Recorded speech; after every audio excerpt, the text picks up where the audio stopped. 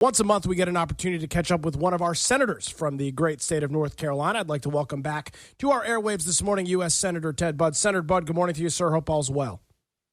Nick, great to be back with you. Thanks for having me. I saw on your Instagram last night that you had signed a letter with a couple of other senators, and you're trying to get some more information about these Chinese intelligence programs that apparently are operating right under our nose here in the United States. What's going on with that? Huge concern. So I led this letter with about 10 other senators, and we're asking, what are these centers?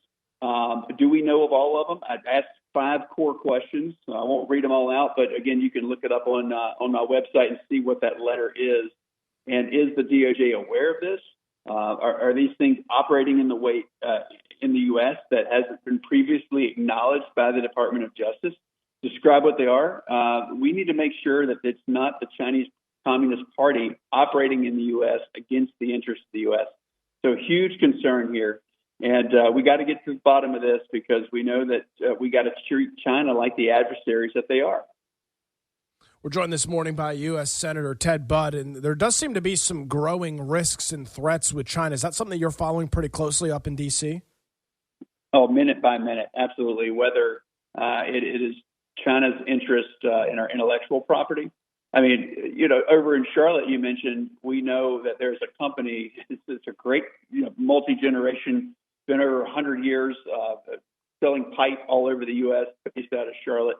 They have essentially a knockoff factory over there, not owned by this company in Charlotte, in North Carolina, that is completely ripping off their intellectual property and selling it as this North Carolina company in China. Has nothing to do with the North Carolina company. So that is one way that they're ripping us off. That's just an example that's close to home for us. And so that's how they operate. They have a completely different ethic or non-ethics when it comes to intellectual property. And then there's military threats. There's the Taiwan Strait, very concerned there. The best way we deter aggression is to be strong, because weakness invites aggression. So if we're strong with our Navy, we're strong over there, we're clear at the top with a strong president, that will deter aggression.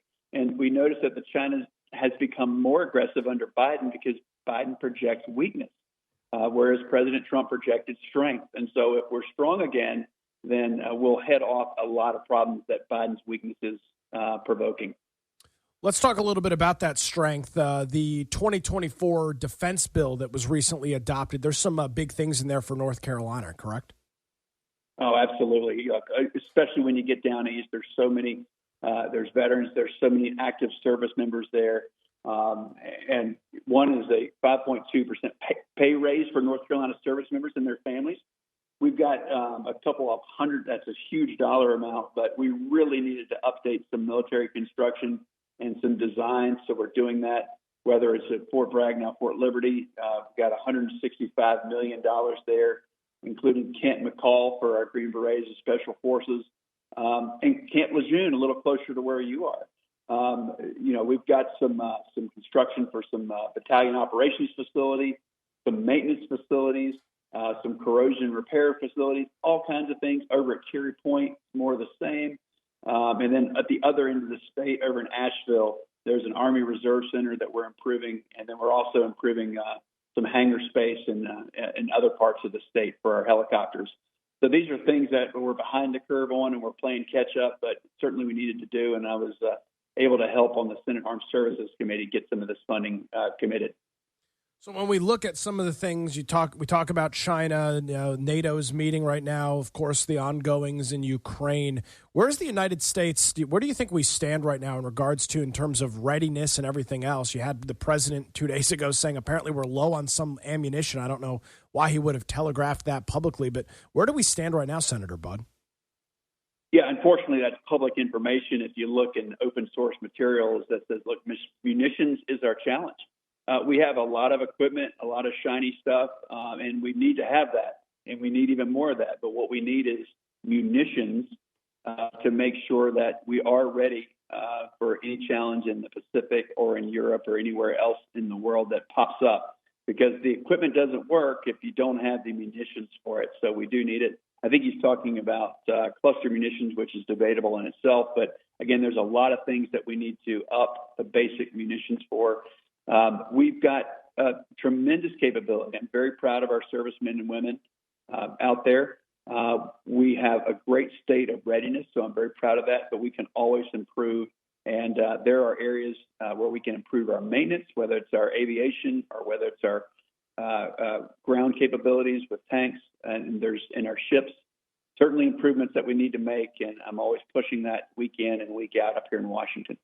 One of the things that we've talked about through the campaign and over the last couple of months since you've been up in D.C. is the huge amount of drug trafficking that's taking place at our southern border and how seemingly every county in the United States is considered a border county now with the amount of drugs flowing in. You recently co-sponsored a bill to deal with fentanyl traffickers and the folks that are bringing these drugs in that are leading to so many overdoses. What are the details on that?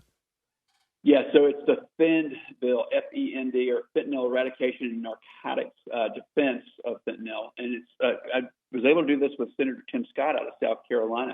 And this really directs the Treasury Department to target, sanction, and block the financial assets of these transnational criminal organizations that traffic and deadly drugs like fentanyl.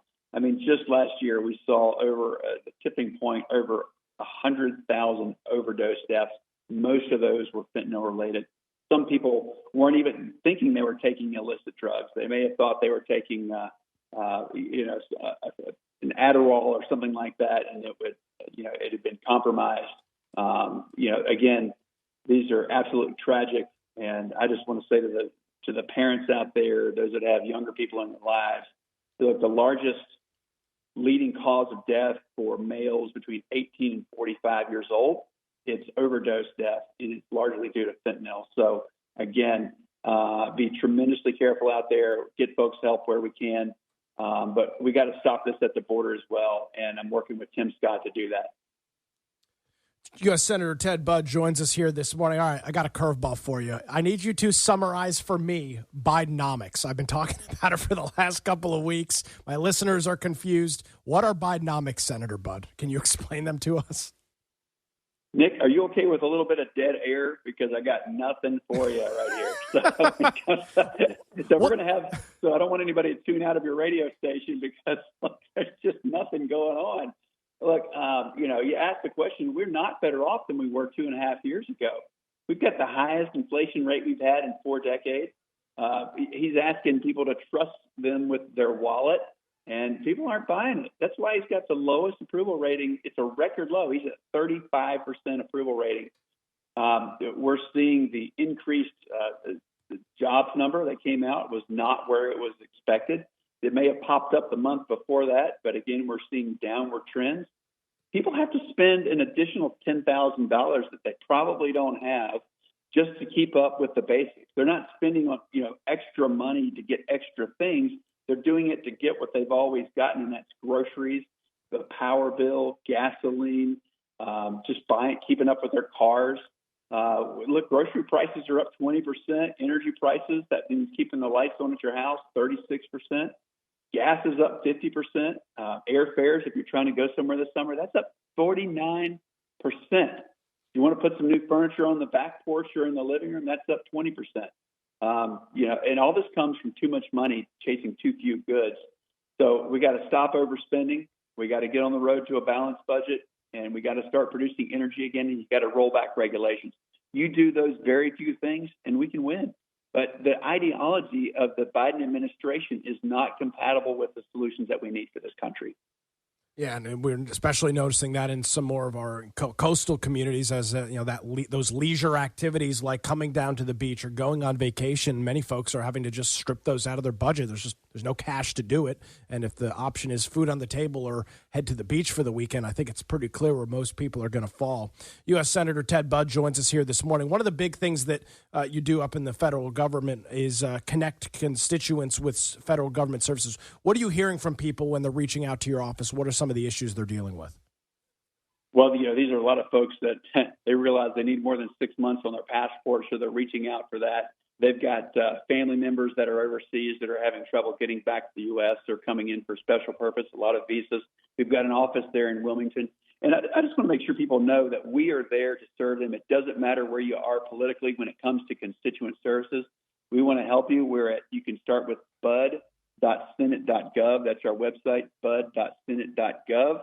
Love to help you anywhere you interface with the federal government. If that's a confusion on a tax form, a misunderstanding with the IRS, we'd love to get out in front of that and help you. So start with us, and you can hit the web form and tell us what you need at bud.senate.gov. And we're there for all the people of North Carolina. So please let us know how we can be helpful. Senator Budd, always appreciate your willingness to come on and chat with us. We'll talk to you next month. Thank you, Nick. Take care. Absolutely. My pleasure.